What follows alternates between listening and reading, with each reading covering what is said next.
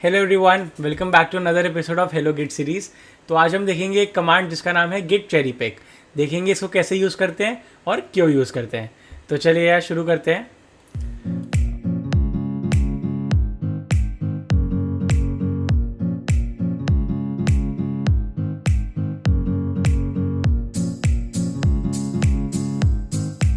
शुरू करते हैं।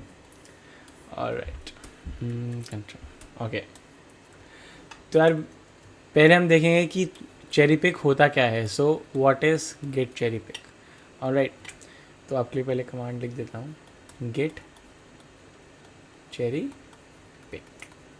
ओके, तो यार गेट चेरी पिक होता क्या है। आप समझिए, आपने एक सुपर मार्केट गए, आपको ना वहाँ पर बहुत सारी चेरीज़ मिली। ठीक है, आपको क्या मिली? बहुत सारी चेरीज़। इसको बना लेते हैं। ये सब बहुत सारी आपको चेरीज़ मिल गई। अब आपको इनमें से कुछ दो तीन ही चेरीज़ चाहिए। ठीक है, आपको एक चेरी चाहिए, तो आपने क्या किया, इन तीनों में से चेरी अपनी जो सही लगी, आपके काम की चेरी है, आपने वो उठाई और कहाँ अपने बैग में डाल दी और कहाँ अपने घर चले गए। ठीक है, तो यार यही होता है हमारा गेट चेरी पिक। ठीक है, तो इसको थोड़ा डेवलपर वाले टर्म में देख लेते हैं कि हाँ मतलब एक्चुअल में इसका मीनिंग क्या रहेगा। इसका देखते हैं, मीनिंग ऐसा रहेगा। फॉर एग्ज़ाम्पल आपकी कोई कमिट्स हैं, ठीक है,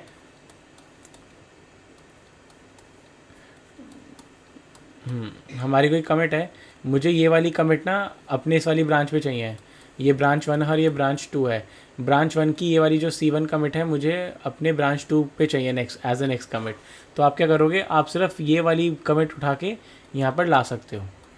ठीक है, तो this is what git cherry pick is. Alright, so हम अब देखते हैं why do we use it. Okay, तो यार ये पहले इसकी बात कर लेते हैं। जो C1 है ना, C1 की कॉपी बनती है, ये नहीं कि वही उठ के आ जाएगा। ठीक है, जस्ट टू क्लैरिफाई दिस। तो हम अब पढ़ लेते हैं कि why do we need this. ठीक है, ये ना बहुत यूज़फुल होता है यार अनडूइंग में।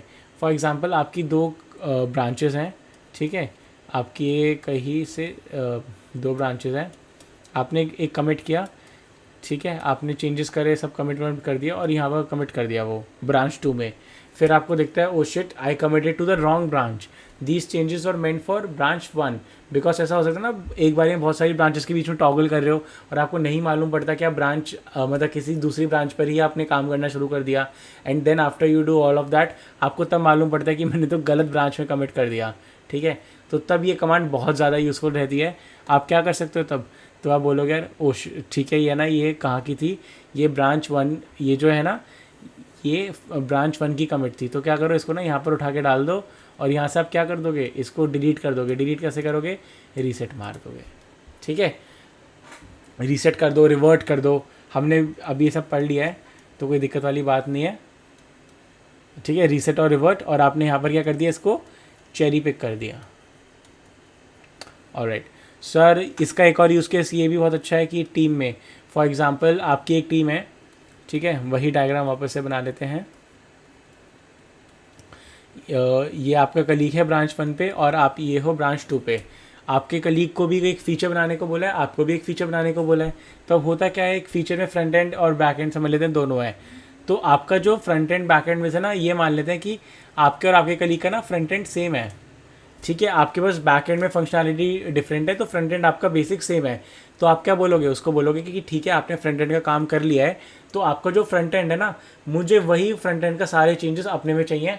तो मैं क्या करूँगा, जिस कमिट में आपने अपना फ्रंट एंड का काम कर रखा है, समझ लो इस वाले इस पे कमिट पे उसने काम कर रखा है, इस वाले कमिट पे उसने फ्रंट एंड का काम कर रखा है, तो आप क्या बोलोगे कि ये वाला कमिट मुझे भी चाहिए। तो आप क्या करोगे, इसको चेरी पिक कर लोगे और ये कमिट आपके पास आके लग जाएगा। तो क्या हुआ, आपने उसका कोड रीयूज़ कर लिया, आपका टाइम बच गया, और यही आपकी टीम का फ़ायदा होता है और वही गिट का फ़ायदा है कि आपके पास चेरी पिक जैसी कमांड है। ठीक है, अब इसका नेक्स्ट ऐसे भी देख सकते हैं कि जैसे बग है, कोई आप अपना कोई काम कर रहे हैं और कोई बग आता है, और समझ लीजिए ये कोई जो बग है ना, ये पहले रिजॉल्व कर चुके हैं। कुछ जनरल बग्स होते हैं जो आ सकते हैं कोई भी नया फीचर लॉन्च करते हुए। अगर वो किसी आपके पार्टनर, आपके किसी कलीग ने कर रखा है, रिजॉल्व कर रखा है, तो आप वही उठा के यहाँ पर डाल सकते हो। उससे क्या होगा, बग रिजॉल्व होगा, आपकी साइट इतनी जल्दी डाउन नहीं होगी और एकदम से आपकी मतलब जो समझ लीजिए आपने साइट लाइव करी, कुछ दिक्कतें आई तो इतनी जल्दी आपकी बहुत सारे अनरिस्पॉन्स आपकी साइट में बहुत सारे लोग वो बग इनकाउंटर नहीं कर पाएंगे, ठीक है। तो आपने जल्दी क्या कर लिया, उस बग को रिजॉल्व कर दिया, ठीक है। तो यार ये थे इसके कुछ यूज़ केसेस। अब हम इसका देखेंगे कि काम कैसे करता है, ठीक है। तो मैं आपको इसकी कमांड बता देता हूँ। हाउ में यार ये ना कमांड ऐसे लिखते हैं इसकी, Git space cherry hyphen pick, ठीक है। स्पेस आपकी आपको जो कमिट आपको पिक करनी है ना, जो कमिट चाहिए, समझ लो मेरे को कमिट C1 चाहिए ब्रांच 1 की और अपनी ब्रांच 2 में डालना है। तो अब ऑब्वियसली आप चेकड आउट हो गया अपनी ब्रांच 2 पे, ठीक है, चेकआउट कर लो अपनी ब्रांच 2 पे और फिर उसके बाद ब्रांच 2 पे आके लिखो कि गेट चेरी पिक C1। तो आप क्या करोगे, आप जो C1 कमिट है ना वो उठा के अपनी ब्रांच में लेके आ जाओगे, ठीक है। तो यार ये ऐसे काम करता है। तो ये हमारी कमांड होती है। C1 की जगह आपकी वही आएगी यार, आपकी SHA यानी कमिट ID बोल लो इसको, ठीक है। तो आपकी ये आएगी। ऑलराइट, सो इसका एक मैंने GIF है वो बनाया है, तो उसको देख लेते हैं। ऑलराइट,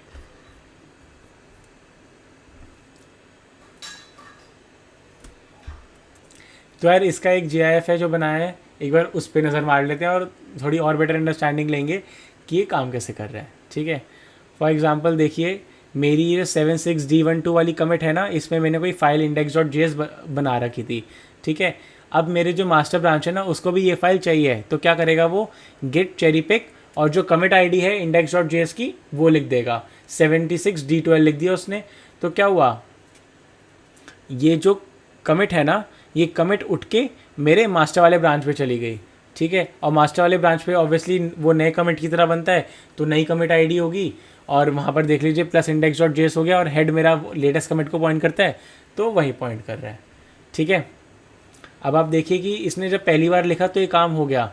अब जब वापस से हमने ये कमांड लिखी ना, गेट चेरी पिक 76D12, तो ये बोलेगा nothing to commit. Why, because we जो भी चेंजेस थे हमारी 76D12 वाली कमिट के अंदर, we already have them in our master branch in the form of 9E78I, ठीक है। तो एक बार इसकी डेफिनेशन भी पढ़ लेते हैं। Creates a new commit with the changes that the cherry pick commit introduce, ठीक है। यही समझाया मैंने आपको। अब अगली लाइन पढ़िए, ये बताता है कि by default Git will only apply the changes if the current branch does not have these changes, ठीक है। हम ये चेंजेस तभी अप्लाई करेंगे अगर जिस ब्रांच में आप ये चेरी पिक करके लाना चाह रहे हो उस ब्रांच में चेंजेस नहीं है, तभी करेंगे, वरना हम एम्प्टी कमिट हो जाता है, ठीक है। तभी वो उसको प्रिवेंट करने के लिए लिख रहा है नथिंग टू कमिट, ठीक है।